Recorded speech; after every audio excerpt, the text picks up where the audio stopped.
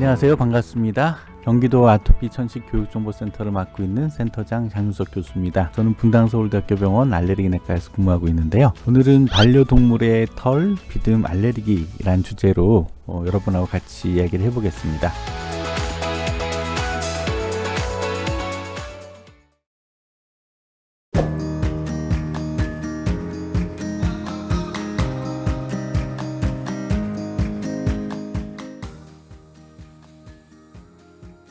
첫 번째 질문은 털 없는 고양이를 키우면 알레르기 증상이 없느냐라는 질문인데요. 흔히들 이제 반려동물을 키우면 털이 많이 날리니까 털 때문에 생기는 알레르기 아니야? 라고 생각을 하시는 분이 많은데, 사실은 비듬도 원인이 되고요. 또 타액이나 소변 같은 것도 원인이 돼요. 그래서 털이 없다고 해서 알레르기가 생기지 않는 건 아니고 충분히 생길 수 있다 라고 생각하시면 되겠습니다. 다음 질문은 반려동물 키운 지 1년 이상 지났는데 증상이 없다가 갑자기 알레르기 반응이 나타날 수 있나요? 라는 질문인데요. 알레르기가 생기려고 그러면 그 감작이라는 단계가 좀 필요해요. 처음에는 노출돼도 음식도 그렇고 반려동물에 대한 알레르기도 그렇던데, 처음에는 괜찮다가 나중에 빵 터지는 거죠.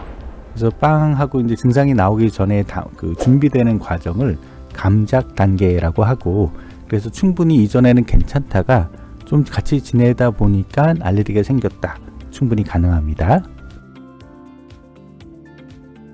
그 다음 질문은 반려동물 알레르기로 죽을 수도 있나요? 라는 질문인데요.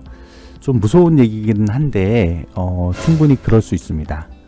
제 환자분들은 이제 어떤 일을 많이 겪으시냐면, 예를 들어서 엘리베이터 안에서 개와 같은 공간에 갇혔다, 내지는 엘리베이터 안에서 고양이와 같이 있었다는 증거만으로도 온몸에 두드러기가 나고 호흡곤란이 일어나고 쇼크가 일어나는 아나필락시스가 생겨서 목숨이 위험해지는 경우가 종종 있거든요.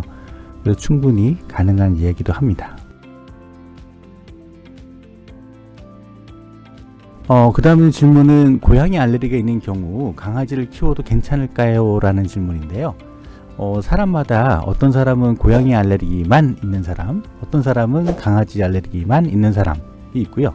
어떤 사람은 고양이하고 강아지가 같이 있는 사람도 있고, 또 그 외에도 말에 대한 알레르기가 있는 사람들도 있고, 그 다음 요즘에 많이들 키우잖아요. 설치류 같은 거에 알레르기 있는 사람도 있고, 사람마다 다 달라요. 그래서 그냥 혼자서 결정하지 말고 알레르기 전문가하고 상의를 해주시는 게 좋을 것 같습니다. 그 다음에 질문은 한 번 생긴 고양이 또는 개에 대한 털, 비듬 알레르기는 평생 없어지지 않나요? 라는 질문인데요. 알레르기 반응이라는 것이 일종의 면역 반응이어서 몸에 기억을 합니다. 그래서 정도가 심하면 심할수록 정도가 오래 남아서 한 번 생긴 거는 거의 안 없어진다고 봐야 돼요. 그럼 어떻게 하면 좋으느냐? 그건 다음 질문에서 또 논의를 하도록 하겠습니다.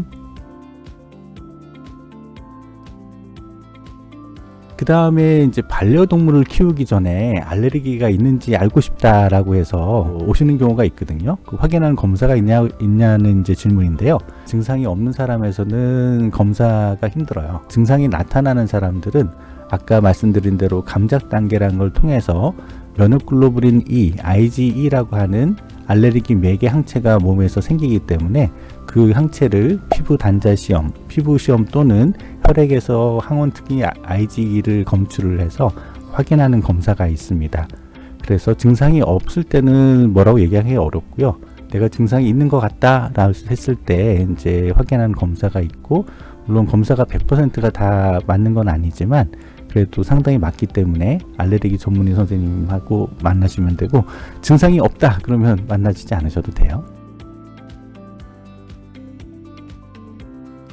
그 다음 질문인데요. 어렸을 때부터 반려동물과 함께 자라면 알레르기 반응이 없을 수도 있나요? 라는 질문인데요.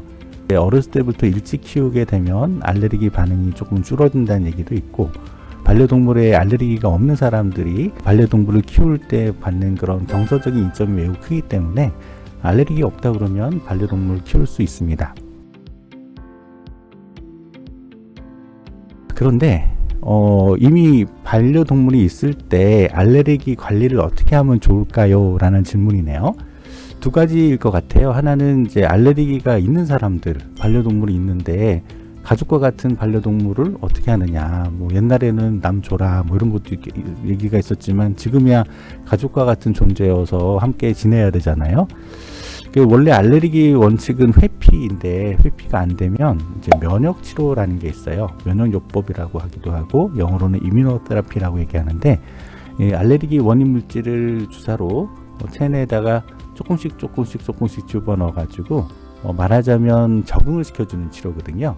그래서 한 3년에서 5년 정도 시간이 걸리지만 굉장히 해볼만 하고, 그래서 뭐 많은 환자분들이 좋아하는 반려동물과 함께 살 수가 있게 됩니다. 면역요법을 알레르기 전문의 선생님 꼭 찾아가서 상의를 하시면 되고요.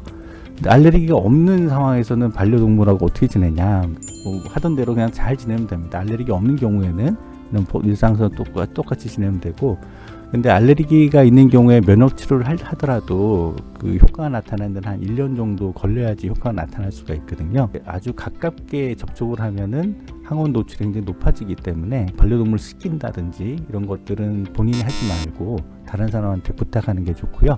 또 잠을 잘 때도 함께 자거나 이렇게 되면 또 항원 노출이 높아지기 때문에 그런 것도 좀 피하시는 게 좋고요. 증상에 따라서 약을 충분히 먹어서 항원에 노출되더라도 반응이 없도록 그 증상 조절이 가능하도록 하는 게 좋겠고, 뭐니 해도 면역요법을 해서 반려동물과 함께 행복한 삶을 살 수 있도록 하는 것이 중요하겠습니다. 아이가 아토피 피부염이 그리고 비염이 있으면 반려동물을 키우면 안 되나요? 하는 질문인데요. 아까 말씀드린 대로 알레르기 질환이 다양하지만 원인이 사람 따라 다 다릅니다. 그래서 아토피 피부염이 있고 비염이 있어도 반려동물에 알레르기가 없다면 오히려 키우는 것에 대해서 제약이 아무것도 없고요. 잘 키우시면 됩니다. 하지만 아토피 피부염도 있고 비염도 있고 반려동물에도 알레르기가 있어, 그럴 때는 항원에 노출되면 계속 악화가 되니까요. 일부러 피울 필요는 없다고 생각을 하고, 그런데 아까 말씀드린 대로 전에는 없었는데 키우다 보니까 생겼다, 그리고 가족이라서 절대로 못 보낸다, 그럴 때는 알레르기 전문의 선생님을 찾아서 면역요법과 관리를 상의하시면 되겠습니다. 이상 오늘 마련된 질문을 가지고 여러분과 함께 얘기를 해봤는데요. 또 많은 또 궁금한 것이 있으면 저희 경기도 아토피 천식교육정보센터를 통해서 또 문의를 해주시고, 또 질환이 있는 경우에는 저희 진료실에서 오셔서 또 상의하시면 되겠습니다. 모두 건강하시고 행복하시기 바랍니다. 감사합니다.